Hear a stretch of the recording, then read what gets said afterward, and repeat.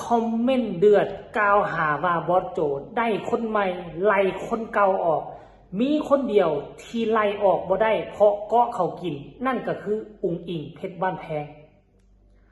กราบทักทายสบายดี FC ทุกคน FC ทุกทางมาพบมาพอกับพ่อยเจบอลาวคลิปนี้เป็นเรื่องราวข้อมูลข่าวสารเรื่องเดือดห้อนสาดกันไปสาดกันมาเป็นเพราะบอสโจให้เงาะน้อยลงจากวงสาวน้อยเพชรบ้านแพงนั่นเองมาพบมาพ่อกันในค่ำคืนนี้มาตอนดึกห้อนเพราะว่าหาการสำเร็จเสร็จสิ้นภารกิจท้าสี่เฮือนท้าตั้งแต่เว้นจนฮอดตอนดึกหาการสำเร็จเสร็จสิ้นแล้วก็คิดว่าจะนอนไปอาบน้ำอาบในมาเคลียร์เบิ่งโทรศัพท์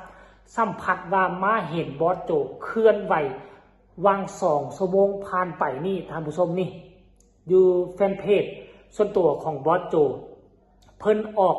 มาโพสต์นะพร้อมกับแคปเอาข้อความที่เขาคอมเมนต์มาต่อว่าต่อขานบอสโจเพิ่นว่าเอาสมองส่วนใดคิดมีคนไปคอมเมนต์อยู่ในรายการหนึ่งที่ไปสัมภาษณ์บอสโจเนาะพร้อมกับตัดภาพบอสโจตอนสัมภาษณ์และก็ตัดภาพเอาไอ้เงาลูกยีหันเนาะท่านผู้ชมเนาะคอมเมนต์เขาคอมเมนต์ว่าจังไหนเป็นอย่างบอสโจจึงเดือดขนาดนี้เนาะเดี๋ยวค่อยจะไปอ่านสู่ฟังเด้อมันไล่ออกอีหลีหั่นแหละหมายถึงว่าเงาะน้อยหั่นแหละมันไล่เงาะน้อยออกอีหลีหลายคนแล้วเด้นี่สอดอว่าซั่นมันแนวนี้ถ้าได้คนใหม่เข้ามามันก็หาวิธีไล่คนเก่าออกจนบ่ติดตามเลยหมายความว่าผู้มาคอมเมนต์นี่เซาติดตามบอสโจและเซาติดตามสาวน้อยเพชรบ้านแพงแล้ววันนี้มีคนมาตอบวันนี้เนาะจริงว่าซั่นแต่มันบอกกล้าให้ออกอยู่คนเดียวตอนนี้เพราะมันเกาะเข่ากินอยู่ความจริงเว้านักกว่านี้คนเดียวที่บ่กล้าไล่ออกเพราะกำลังเกาะเขากินหมายถึงโตอุ๋งอิงเพชรบ้านแพงผู้ที่เป็นลูกสาวของบอสโจนั่นแหละแต่เขาบ่เอ่ยชื่อแต่เวลาไทยเฮาเจ้าค่อยผู้ที่ติดตามอุ๋งอิงผู้ที่ติดตามสาวน้อยเพชรบ้านแพงเฮาก็จะฮู้ว่าคอมเมนต์นี้หมายถึงไผที่บอสโจบ่กล้าไล่ออกมีคนเดียวนั่นแหละเพราะว่าเกาะเขากินคอมเมนต์นี่หมายความว่าบอสโจเกาะอุ๋งอิงกินบ่กล้าไล่อุ๋งอิงออกความจริงแล้วเขาเป็นลูกเป็นเต้าเป็นพ่อเป็นลูกกันเขาบ่ไล่ออก 100% บ่ว่าอุ๋งอิงจะโด่งจะดังหรือบ่โด่งบ่ดังบอสโจก็บ่มีทางไล่อุ๋งอิงออกแน่นอนท่านผู้ชมเนาะ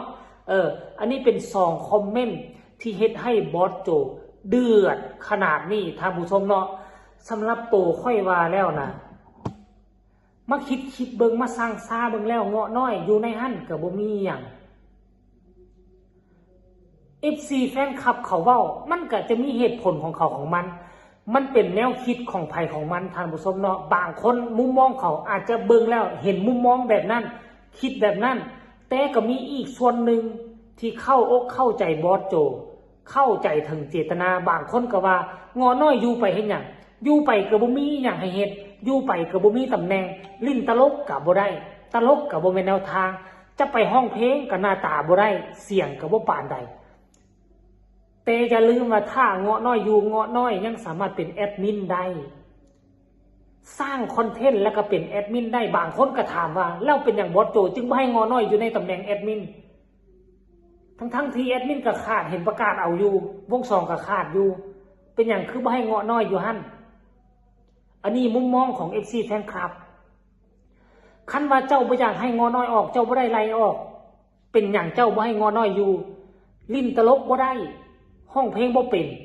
ก็อยู่ในตำแหน่งแอดมินที่พอทุกมือนี้เราก็เฮ็ดแอดมินเป็นผู้สร้างคอนเทนต์ได้อยู่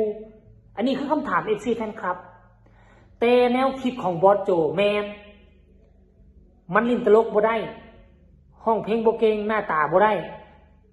ให้มันอยู่ในแอดมินได้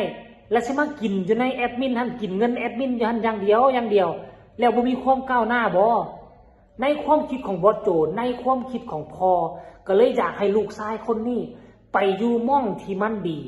ไปอยู่ม่องที่มันสามารถสร้างกระแสโด่งดังแล้วได้กินหลายกลัวอยู่ม่องนี้คันสิมาเป็นแอดมินก็สิได้เป็นแอดมินอยู่หั่นกินเงินค่าจ้างอยู่หั่นแต่ถ้าออกไปอยู่นำอินฟูคนดังแล้วสามารถโด่งดังคือเขาได้ แล้วสามารถโด่งดังคือเขาได้นั่นคือเป้าหมายของบอสโจอยากให้เงาะน้อยเป็นท่านผู้ชมเนาะก็คือว่าสังเกตเห็นบ่เห็นหลายคนบ่อยากซื้อที่เป็นอินฟูคนดังๆนะที่เป็นคนดังๆเฮ็ดคอนเทนต์อย่างต่างๆนะบ่ว่ายกตัวอย่างเด้อบ่ว่าประธานห้างไอ้หมูยองกลุ่มคนเหล่านี้เขาเป็นกลุ่มคนที่ประสานงานกันอยู่ในเครือข่ายเดียวกันประธานห้างตะกี้น่ะเคยมาติดคุกอยู่ลาวด้วยซ้ำไปเคยกินเหล้าเมายาแต่ก็กลายเป็นอินฟูคนดังเพราะการเฮ็ดคอนเทนต์นี่แหละแล้วมื้อนี้เงาะน้อยเก่งเรื่องการเฮ็ดคอนเทนต์บ่เนี่ยเงาะน้อยเก่งเรื่องการเฮ็ดคอนเทนต์บอสโจก็เลยมองว่าคันท่าว่าเอาเงาะน้อยมาเก็บอยู่ไว้นี่ซ้ำเอามาบ่มไว้บ่มแล้วสุกแล้วก็เน่าขึ้นละล่ะบ่สามารถเอาไปต่อยอดในวงสาวน้อยเพชรบ้านแพงได้ก็เลยว่าอยากให้น้องออกไปแต่การให้เงาะน้อยออกไปบ่แม่นว่าเอาไปปล่อยไปทิ่มละล่ะซอกหาม่องให้ไปอยู่ซอกม่องให้ไปก็ให้ไปดันเพราะว่าทั้งไอ้หย่องเพิ่นก็เก่งอยู่แล้วเพิ่นโด่งเพิ่นดังมากการเฮ็ดคอนเทนต์ร่วมกับประธานห้าง2คนเขานี่เขาประสานงานกันตลอดบ่ว่าจะเป็นหมูยองบ่ว่าจะเป็นประธานห้างคือกลุ่มคนเหล่านี้เป็นคนภาคอีสานนำกันแล้วก็เฮ้ยเฮ็ดคอนเทนต์แลกเปลี่ยนบทเรียนนำกันมาตลอดเพราะฉะนั้นคันมีเงาะน้อยไปเสริมทัพถ้าเขาสามารถดึงเงาะน้อยขึ้นและเงาะน้อยสามารถไปเกาะกระแสของกลุ่มคนเหล่านี้ซึ่งเขามีความประสบผลสำเร็จอยู่แล้วถ้าเขาสามารถไปเกาะกระแสกลุ่มเหล่านี้ได้เงาะน้อยกระแสโด่งดังคือกับเขาทุกมื้อนี้เขาเลี้ยงครอบเลี้ยงครัวมีเฮือนมีซานมีรถสร้างสตูดิโอกับเพราะการสร้างคอนเทนต์เพราะการเฮ็ดคอนเทนต์นี่แหละเพราะฉะนั้นตามมุมมองที่ค่อยคิดแล้วการที่เงาะน้อยออกไปมันก็จะเป็นการดีแต่ว่าเงาะน้อยในเบื้องต้นกับเบื้องสีหน้าท่าทางกันยังบ่ทันยอมหับและก็ยอมหับบ่ได้ตอนออกไปเวลาอัดคลิปเฮ็ดก็ถึงแม้ว่าเงาะน้อยจะไปสร้างคอนเทนต์อยู่แต่ว่ามันก็ยังเบิ่งสีหน้าท่าทางก็ยังเศร้ายังมองอยู่ตอนเงาะน้อยที่ไปครอบไปลาพอแหลมเนาะก็น้ำตาตกน้ำตาไหลก็เห็นแล้วก็สงสารอดสงสารบ่ได้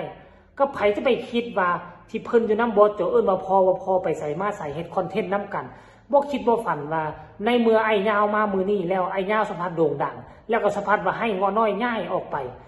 มันก็เฮ็ดให้อดใจบ่ได้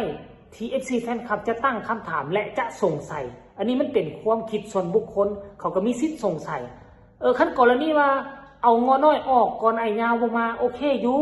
เอาเงาะน้อยออกไปอยู่นำผู้อื่นก่อนว่าโตแนะนำให้นะเขาก็สิบ่คิดอันนี้พอไอ้ยาวมาคิวงานไอ้ยา